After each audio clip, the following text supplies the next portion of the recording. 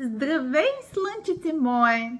Тук отново е твоята леля Ася с моите помощници Зайко Байко и Кума Лиса. И днес ние всички ще учим за формите, техните имена. И така, мисля, че Зайко Байко иска да избира първи.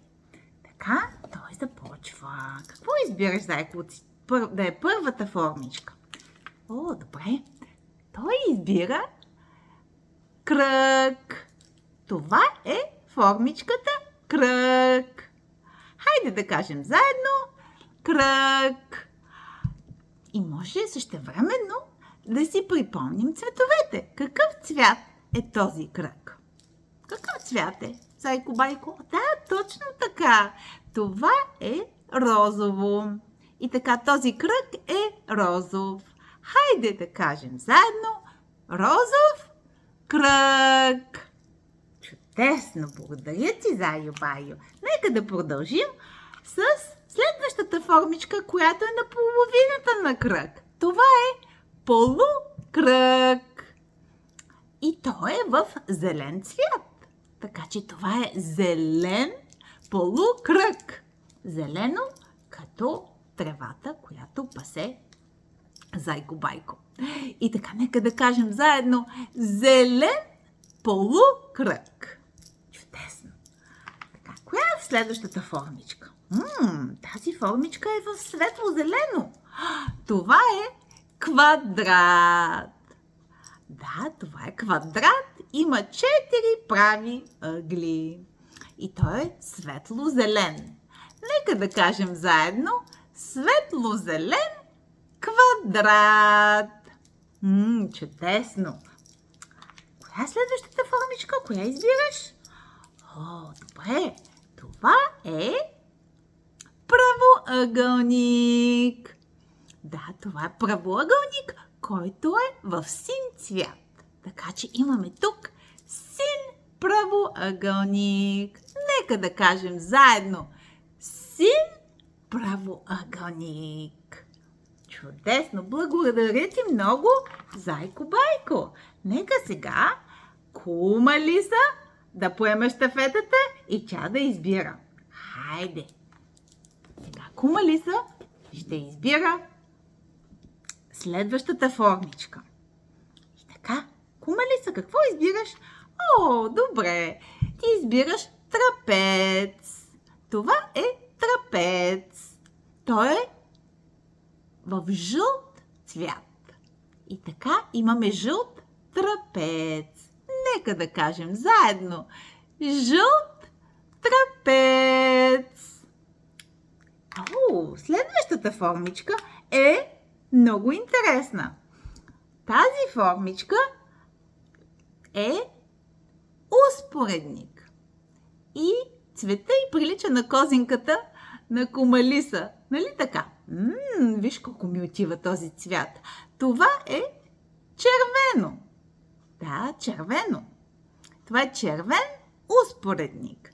Нека да кажем заедно червен успоредник. Чудесно. Така, следващата формичка е в цвета, който е най-любим на Леля. Лилавия цвят.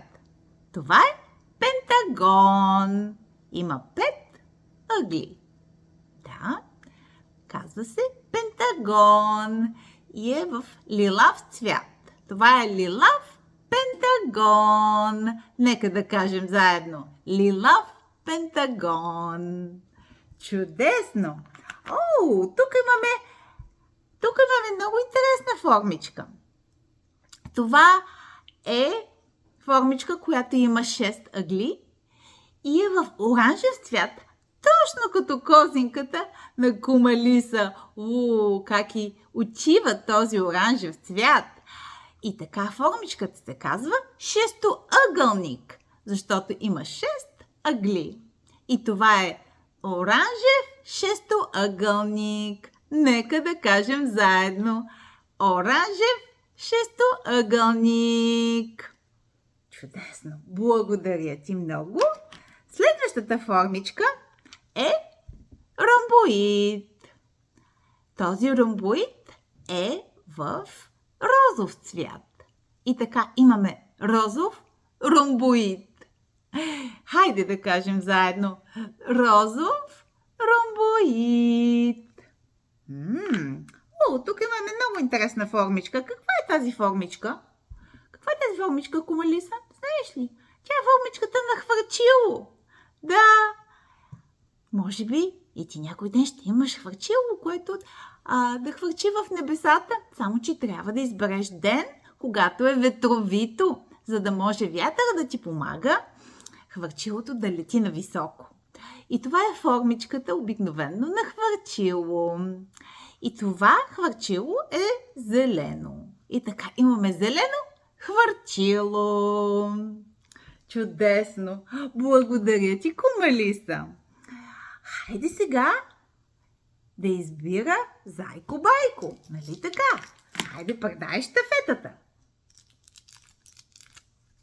Така, много любезно предаде щафетата. Благодаря ти. И така, Зай Байо, следващата формичка е твой избор.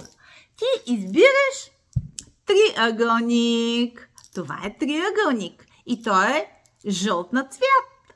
Да. И така, имаме жълт триъгълник. Нека да кажем заедно. Жълт триъгълник.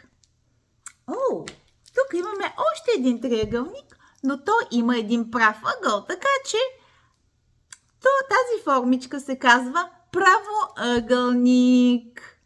Да, правоъгълник, който е червен на цвят. И така имаме червен правоъгълник. Нека да кажем заедно.